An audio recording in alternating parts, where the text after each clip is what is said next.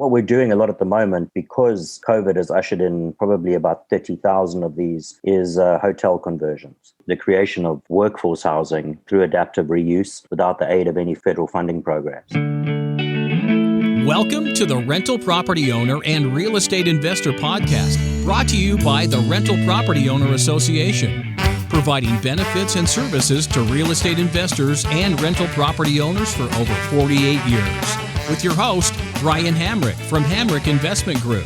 This episode is sponsored by Green Property Management, managing everything from single-family homes to apartment complexes in the West Michigan area. Find out more at greenpropertymgt.com. And RCB and Associates, helping real estate investors and small business owners navigate the complex world of health insurance and Medicare benefits at rcbassociatesllc.com. Hello and welcome to episode 279. When you look at all of the disruption, vacancies, and permanent closures in the office, hospitality, and retail space, it's clear that we need to start thinking differently about adaptive reuse of these buildings.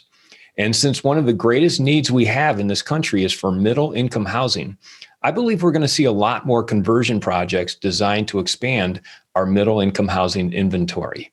Recently, I saw an article in Costar News about a permanently closed Ramada Inn located in Sheffield, Alabama, that was being converted into apartments for middle-income workers.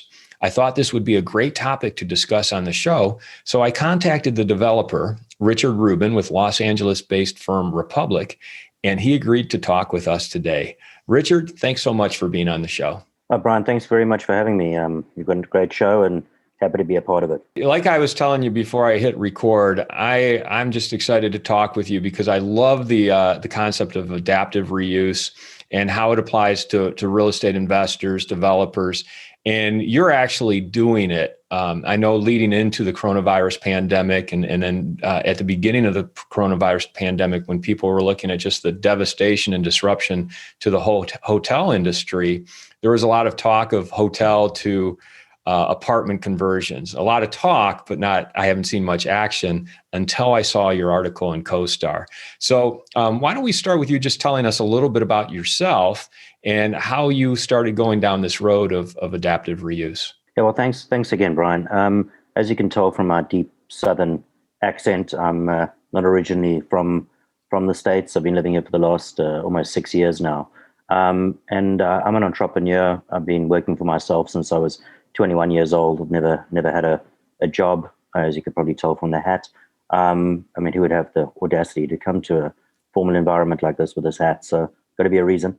And I started in real estate in my late 20s, converting high-rise office blocks and office buildings into affordable housing without the aid of any federal programs. So, in my home country, I suppose I was a pioneer of sorts in doing that type of work. It wasn't common at all. I think I was the first one to do that type of work. And when I moved to the US 6 years ago, I wanted to see where the opportunities were in what I understood. I say that we've probably got about 10,000 no's to our business case from various different funders, REITs, a whole lot of other folks who didn't see either the fact that we had the pedigree in doing this type of work because of some of the work that we've done overseas, or didn't see a place for it in the local market, which is really the creation of workforce housing through adaptive reuse without the aid of any federal funding programs. So that sounds pretty fancy, but it's a very, very simple business case. And I was shocked that more of it wasn't going on throughout the country. You brought up a couple of things there, and I want to make sure our listeners are up to speed with us here. First, let's just focus on workforce housing. What does that mean? Because a lot of people think workforce housing, is that for people who work at a factory and they're going to live next door, or is it some sort of low-income housing? What do you mean when you say workforce housing? I suppose the textbook definition of, and it's sometimes referred to as the missing middle. So it's 60 to 120% area median income. So, if the area median income is $100,000 per year, just for my easy math, and you would take 60% of that, and, it would be income earners, between 60,000 and 120,000 per annum per year. So So it's a pretty wide berth, if you will, but generally it's anyone from a blue collar to nurses, trainee doctors, accountants, lawyers. There's really not a one size fits all. So it really covers a very, very big band.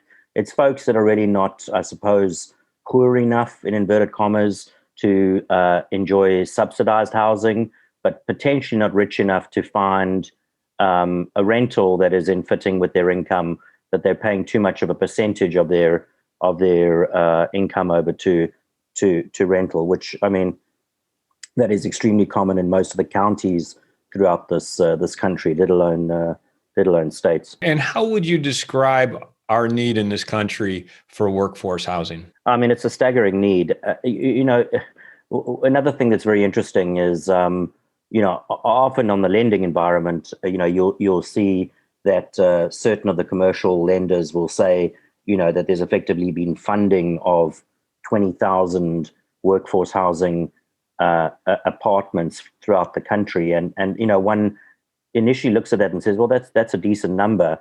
It's usually preservation of existing workforce housing units, which is extremely important. Of course, there's a place for everything in the market, but I think the preponderance is that, that 20,000 new workforce housing units have been created, which is not the case. And in fact, generally funds are flowing to the subsidy band type of market, which we can also go into. There's been great success in funding of affordable housing homes through the low income housing tax credit, a band of funding, and it's a very well aggregated market. And there's always funding that flows to the higher end of the market because it's a sexier part of real estate. But the stuff in the middle is just completely undercatered for, and very, very difficult to make sense of these numbers, even through adaptive reuse, but even more difficult with out of the ground construction. And I think a lot of developers are acclimated more to building out of the ground. So there are a lot of reasons for why there is this massive missing middle at present. Yeah, it really seems to me that just based on the cost of construction materials, lack of labor for construction, that if you're going to build without subsidies like low income tax credits, you really have to build for the higher end of the markets because you need to achieve those higher rents. And on the opposite end, there is money available to build the low income housing through the LIHTC credits, low income tax credit housing credits. And what you're talking about, the missing middle workforce housing, are there any incentives at all to build that type of housing right now? We're constantly looking at, what effectively, when one works within a specific town, city, township, village, whatever the lingua franca is of wherever we're effectively operating, and you see, how one can effectively, whether it be through abatement, tax abatement. These are usually common where you have an encumbrance on title. So generally, with the work that we do, we don't encumber title. It's not something that we wouldn't consider in the future, but we don't put any restrictions in terms of we only can rent within a 50 to 60% AMI, for argument's sake. It so happens that a lot of our tenants that come through happen to be maybe a little bit below 60%, but kind of probably between that 60 to 80% AMI is, I think, the sweet spot. I mean, we don't have enough of the data yet, which, will certainly guide a lot of our, future decision-making process and be able to deduce a lot from our tenancy. We've got a large adaptive reuse project that we purchased in 2018 before COVID. And we didn't have a problem in being, ahead of the curve, which sometimes is not a good thing when you're trying to fund a lot of these initiatives. It sounds like kind of an arrogant statement, but sometimes it's much to one's detriment, seeing things a little bit before they happen, because there's a lot of pedestrian funding out there, and you have to try and attract funding that isn't pedestrian or looking at some contrarian play. So it's a little easier now. based on the fact that I think for a number of real estate verticals, there's some pain that's unfortunately been experienced because of COVID. But pre-COVID, it was extremely difficult for folks to see the logic in converting the type of assets that we look at. It seems to me that one of the challenges in creating and developing workforce housing is you really don't have the subsidies or the money coming from the government to help kind of offset the lower rents that you're getting. Taking that a step further, it seems like you and your company Repvblik have decided, well, the way to get around that is to do adaptive reuse projects. Is that pretty accurate? Like take existing buildings and convert them to workforce housing? Yes, absolutely. I mean, I've really, all I've ever done in real estate is adaptive reuse. So it's kind of, maybe it's lazy thinking on my part, but I've always believed implicitly, whether it be student housing, whether it be senior housing, 55 plus, whether it be within that assisted living or independent living, or whether it be workforce housing or anything within the affordable space, I firmly believe in adaptive reuse. Not that every single asset is going to make financial sense to convert, but if you look at the folly of a lot of, even on the homelessness side, what it's a pandemic of pandemic proportions in this country, homelessness. I mean, and yet, one will see whichever area in which one resides, you look at the news and there's a homeless shelter that took 7 years to build, which is going to be occupied by 40 people at great expense. And you just think to yourself, well, this is insane.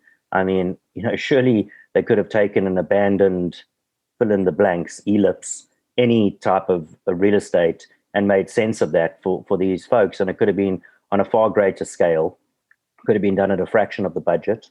And I think it's problematic. And we've got a philanthropic underpin to what we do. We're a for-profit business, unashamedly so. And I think that the more for-profits get involved in this, the greater the capital attraction will be to this particular space.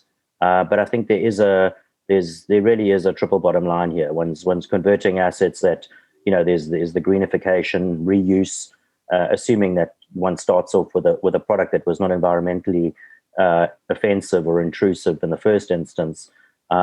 You're providing homes for folks who really need it, and you're not putting a drain on government resources by doing the work. So, I honestly think that it makes the most sense, and I'm constantly shocked that folks, even at the high end of the market, wouldn't look at reuse as opposed to building out of the ground.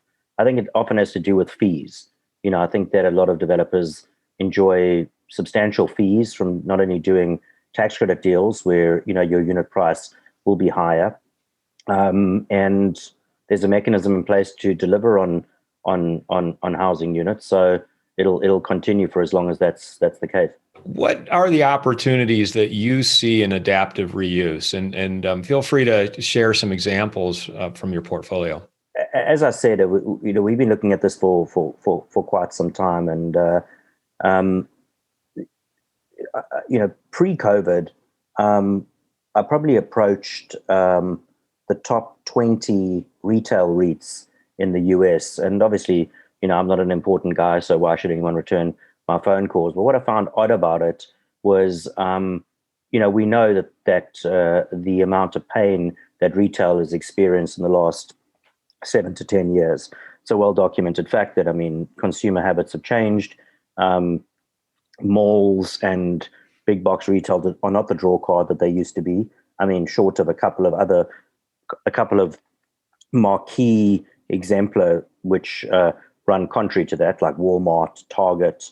And those two have had a very strong online adaptation to, and have a need to actually go into those stores, more so than some of the others. But if you look at Sears, Kohl's, JCPenney, probably Macy's would fall into that category. There are tens of retail bankruptcies a day in this country, maybe hundreds, if you take into account, unfortunately, smaller mom and pop stores as well, which is, more, I think, mid-COVID than it was pre-COVID.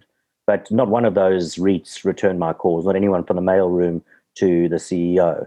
I found that odd because anyone who would call anyone within our business with something that could potentially allay what is an inevitable occurrence, which is, redundancy of those particular spaces. It was just odd to me that that we sort of looking at, admittedly, a much harder lift converting retail spaces than other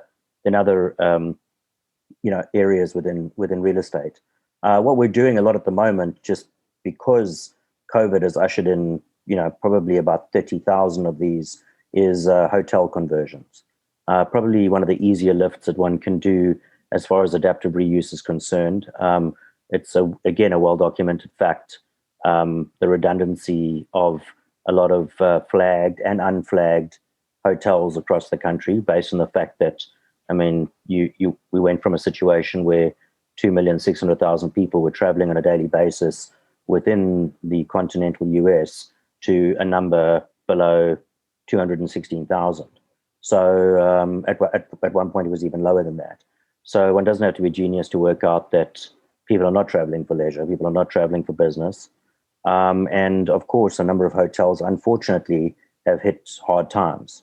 But one's taking an existing residential envelope and converting it into residential. It's a lot easier than taking a big box retail space or an outdoor mall or a subterranean mall and turning that into some form of housing. And I think the third big wave that's going to be coming along, and I think that anyone who doesn't realize this is, really got a very much an ostrich mentality, is commercial office, which is a space that I understand extremely well from my previous life. I think there are going to be a fortune of commercial office conversions done across the country, and not only for workforce housing, but other uses as well. But I think the level of office vacancy going forward, based on the fact that, you and me can have a pretty cogent, coherent, and dynamic conversation using technology, that I think the office space as we know it has fundamentally changed and will never be the same again. I'd like to take a moment to tell you about Green Property Management. Not only do they manage everything from single-family homes to apartment complexes in the West Michigan area, they also manage my entire portfolio. So I can tell you from personal experience that their unique flat fee management style is worth a closer look. If you feel that your property isn't operating to its fullest potential, then Green Property Management can help you take a holistic approach that will save you money, eliminate your headaches, and increase your net income. And if you're a property manager interested in applying Green Property Management's model, give them a call at 1-866-95-GREEN or visit them on the web at greenpropertymgt.com.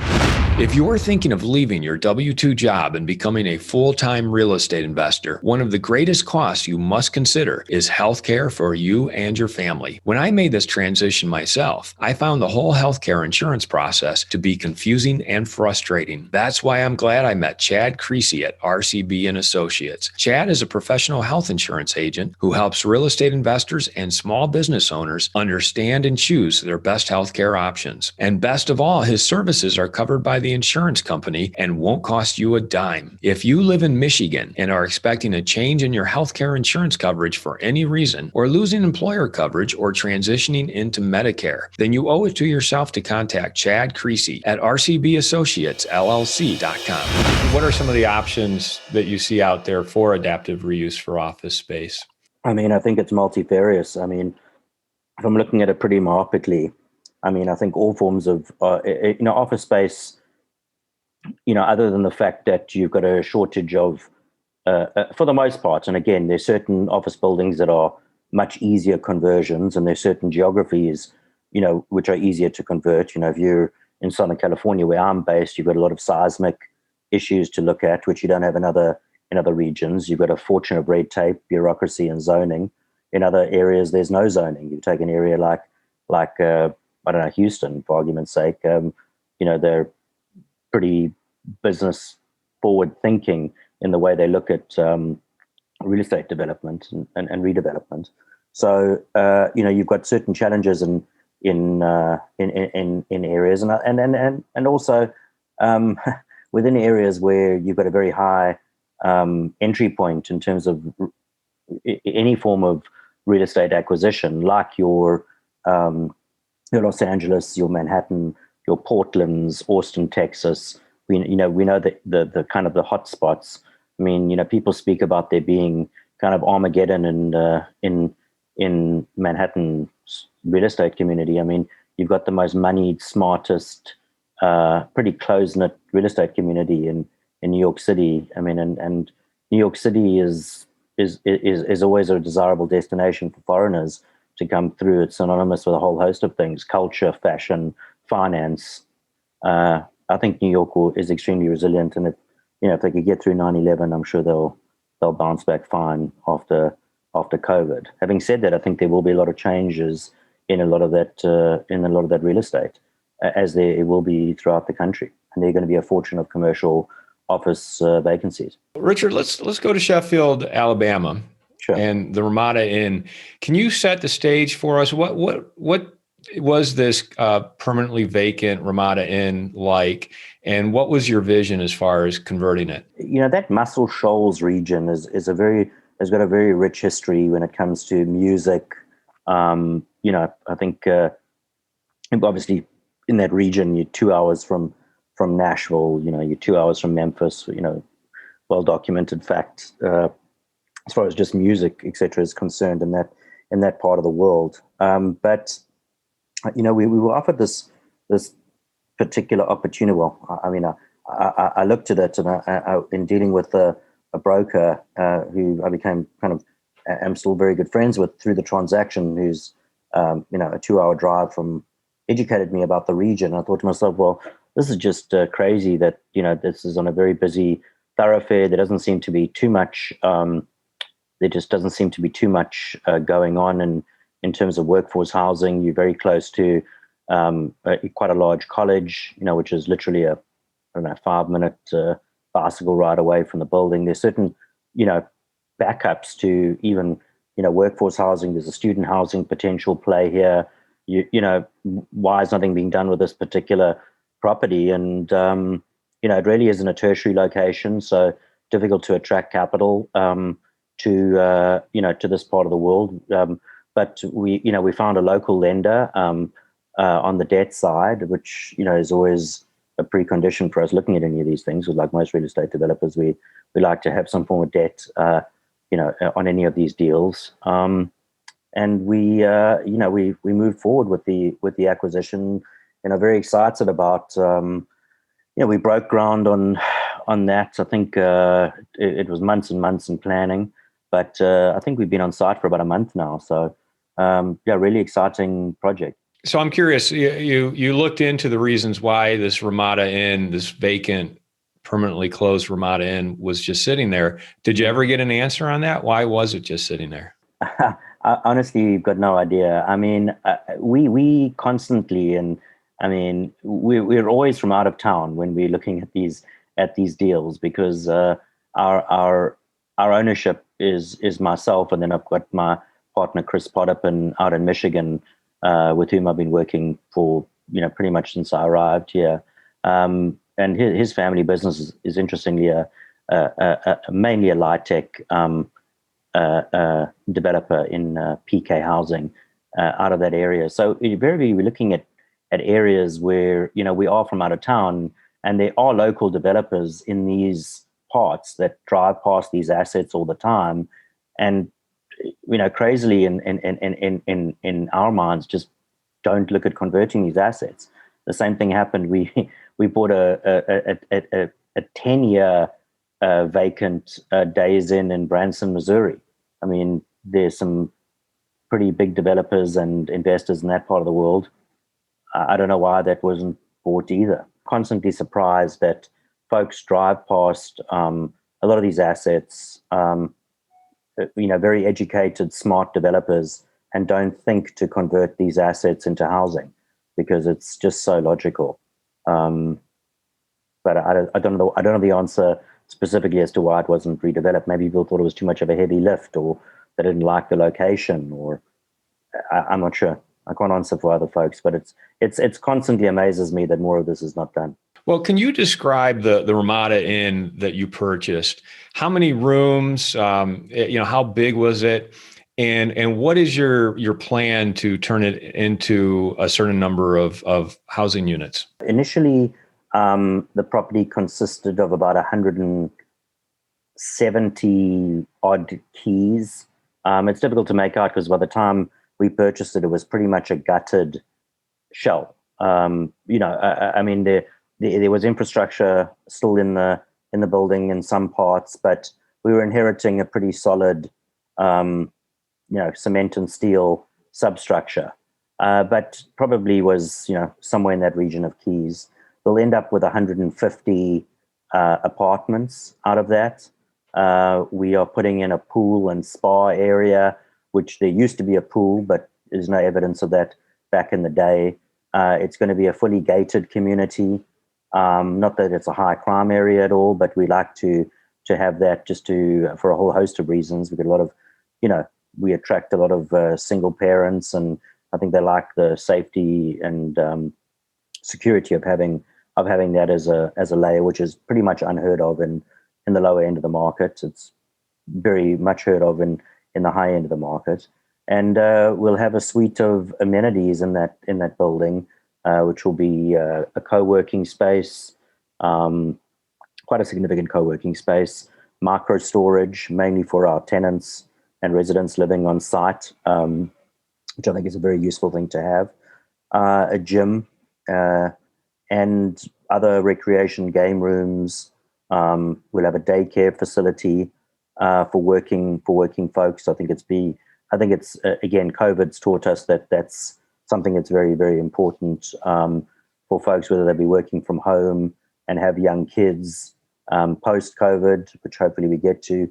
I think it's going to be equally as important. So we try and look at our demographic and figure out what these folks would want, and try and introduce that into our offering. What are the size of these units? What's the kind of the unit breakdown?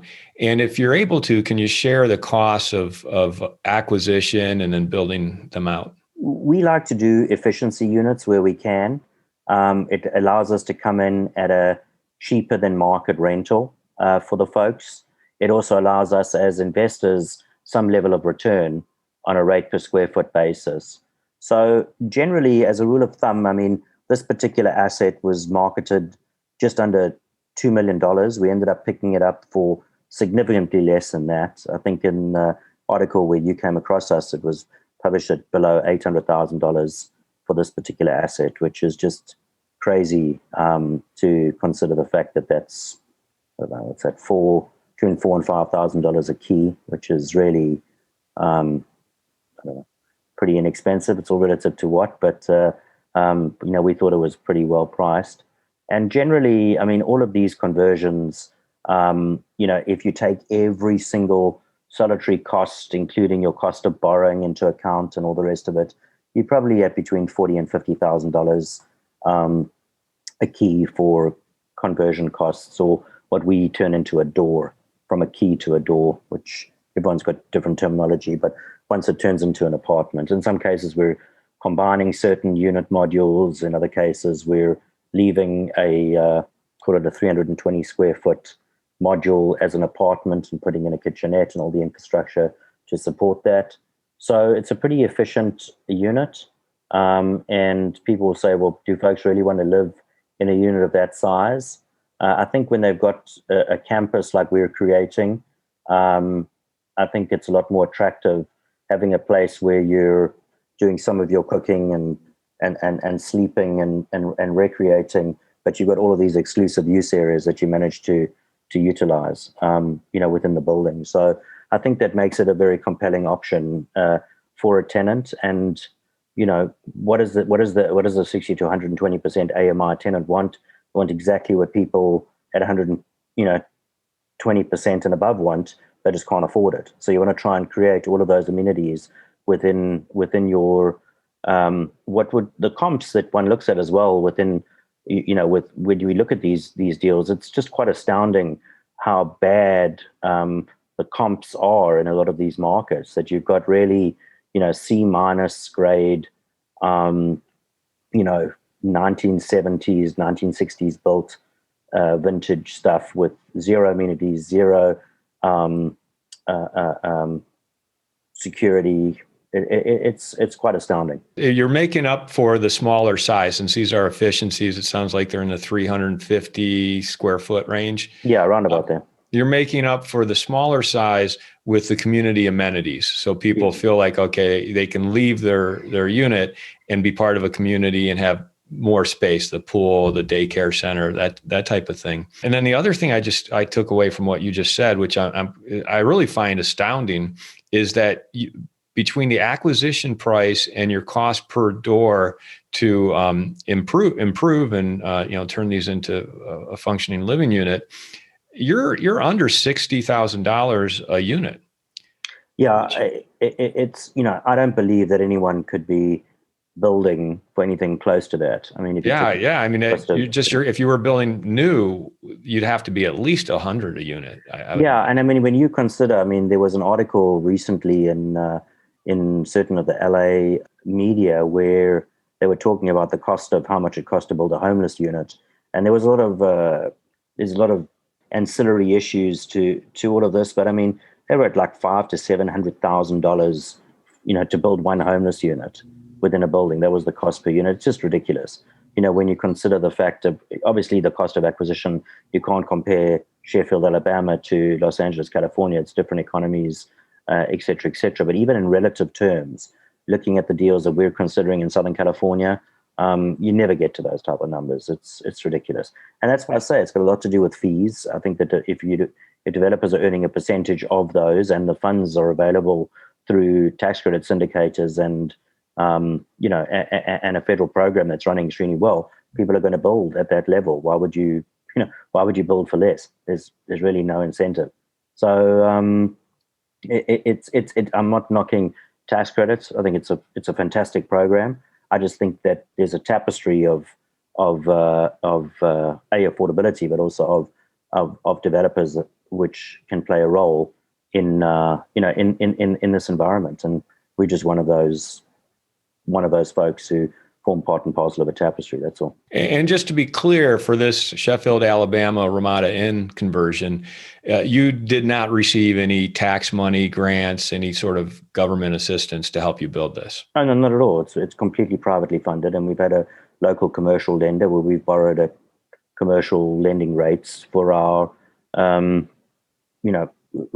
construction loan. So, I mean, we've received absolutely nothing and haven't asked for anything either. And what kind of returns do you project then? I mean, what kind of rents would you be able to get for these types of units? And I don't know if you're bringing in investors or you're using a different private equity, but what kind of returns do you get on that? Well, it really varies market to market. I mean, I'll speak more generally that, where we like, we do bring in private equity. This particular case, we've worked with a newly established fund, which is looking, almost exclusively at the deals that we do out of the Bay Area. I mean, in terms of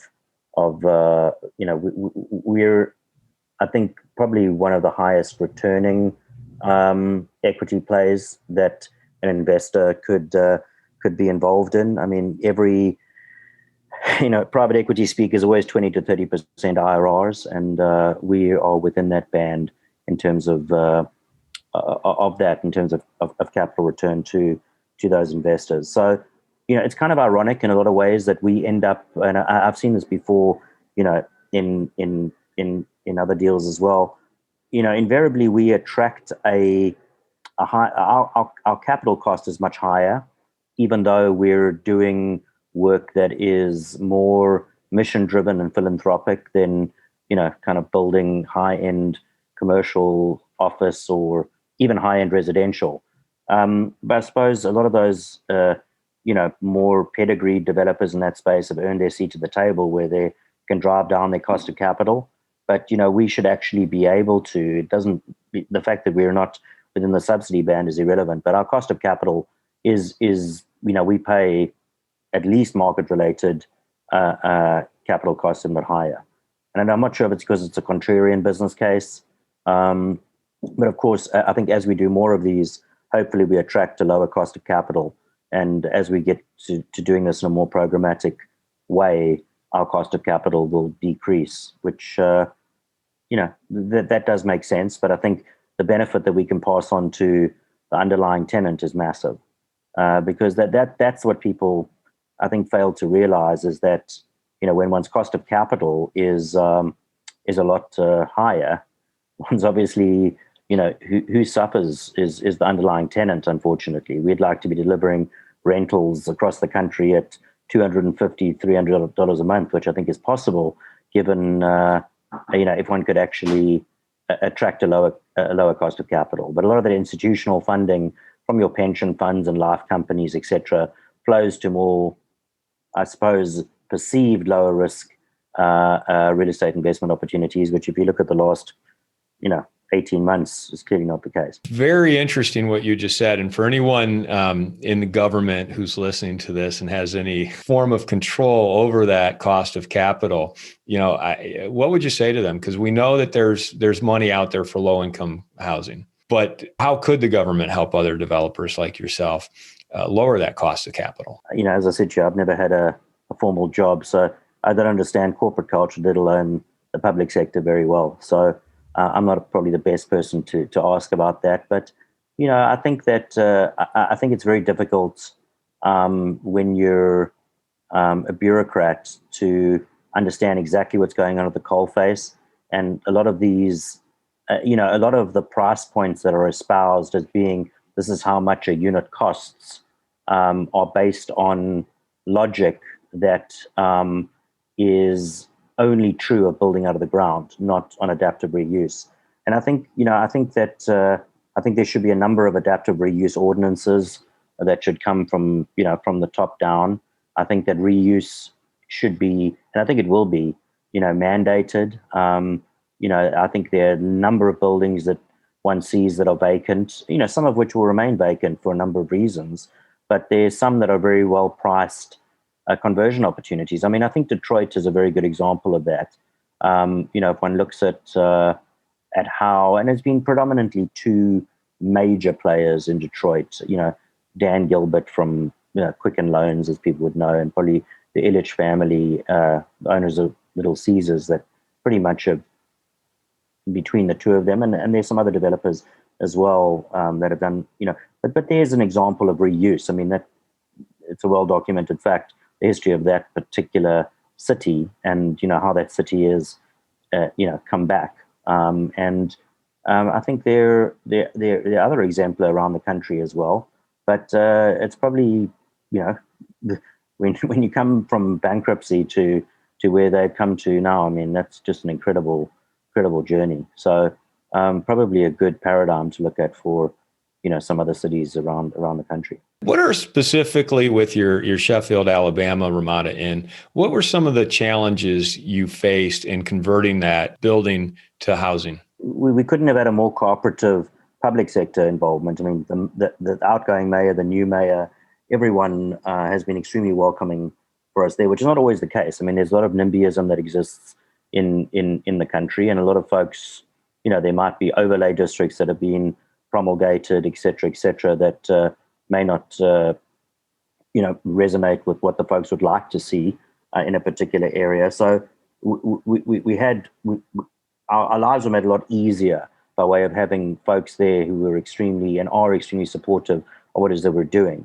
But of course, the age of the building, the fact that the building was pretty much gutted, and but the bones were very good in that building. It was built extremely solidly. We didn't have any structural problems with the building. We working with a local general contractor, which I think is also great. We're working with local folks wherever we go as much as we can. So it's no more challenging an upgrade or conversion than anywhere else that we're doing these, and we're rolling them out in multiple destinations across the country. So, Richard, you're originally from South Africa, is that correct? Yes, sir. And it seems like this is the type of project you were accustomed to doing when you were in South Africa? Yes. I mean, again, it wasn't common. I suppose I probably invented. Adaptive reuse is as old as real estate, so it's not like the building was never converted. But to the best of my knowledge, I was the first. In 2004, I was the first person to convert a commercial office building that had been vacant for quite some time into what's known as workforce housing here. And it just came out of mass decentralization to the north of the Johannesburg Central Business District. I lived in Johannesburg for 20 years. And, with the change in politics in South Africa, etc., the Central Business District became pretty much a ghost town. But there were still 1 million commuters coming into the city and 1 million commuters leaving. And a very long story short, I tied up with a REIT that had a lot of vacant commercial office buildings in that area. The banks had redlined an area, different definition to what it means here, but they weren't lending at all into that particular environment.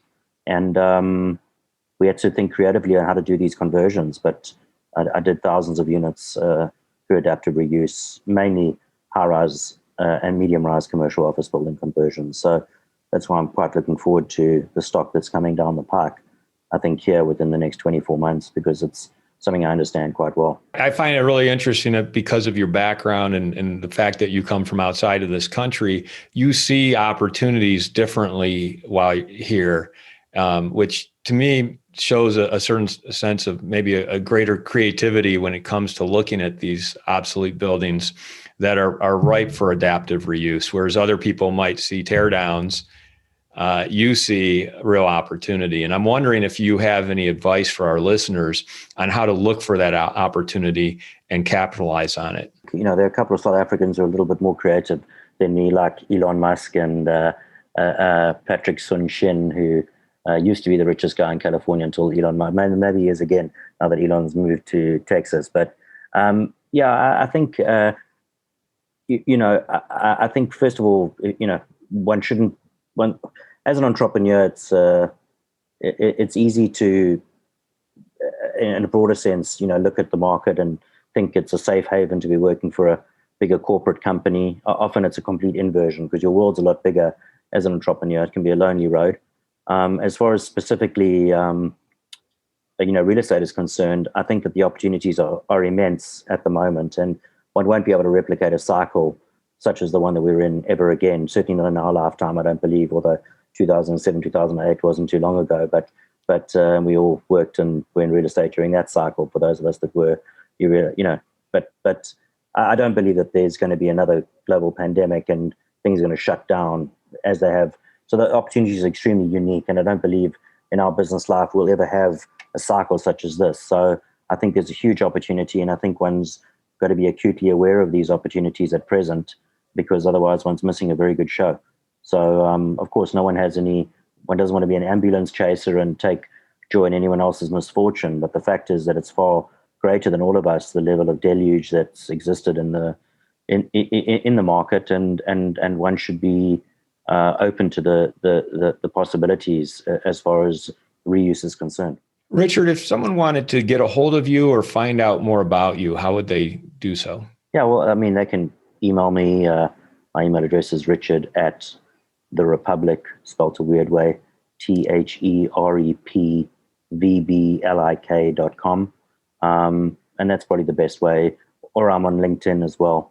The guys can get, Richard Rubin, Rubin, on LinkedIn, and I'm pretty Googleable and referenceable. So, more than happy to take any questions. I like to make time for anyone, really, because I know what it's like when folks are not returning one's phone calls. So I always like to speak to folks, and if I can be of any assistance, more than happy to do so. Richard, I really appreciate you being part of the show today. I reached out to you, and you responded quickly, and I can tell you feel very passionately about the adaptive reuse and the projects you're working on. And I really want to thank you for not just explaining to us the need for middle income housing and workforce housing, but how you're using adaptive reuse and taking these buildings that other people just see as tear downs or obsolete and turning them into safe, affordable workforce housing. Thanks for taking us through that process and explaining it to us. It's been a pleasure. Oh, it's really been a pleasure spending time with you. And Thank you very much for inviting me. I really enjoyed chatting to you and enjoyed your questions. I hope it's been of interest to your listeners. I want to thank everybody for listening to this episode. I'm your host, Brian Hamrick from Hamrick Investment Group, and you can find out more about me by going to higinvestor.com. That's higinvestor.com. And you can also ask questions and join us on Facebook by going to RPOA, Rental Property Owner and Real Estate Investor Podcast. This episode was sponsored by Green Property Management, managing everything from single-family homes to apartment complexes in the West Michigan area. Find out more at greenpropertymgt.com. And RCB and Associates, helping real estate investors and small business owners navigate the complex world of health insurance and Medicare benefits at rcbassociatesllc.com. You've been listening to the Rental Property Owner and Real Estate Investor Podcast, brought to you by the Rental Property Owner Association. You can find out more at rpoaonline.org. If you enjoyed this podcast, please go to iTunes to subscribe, rate, and review.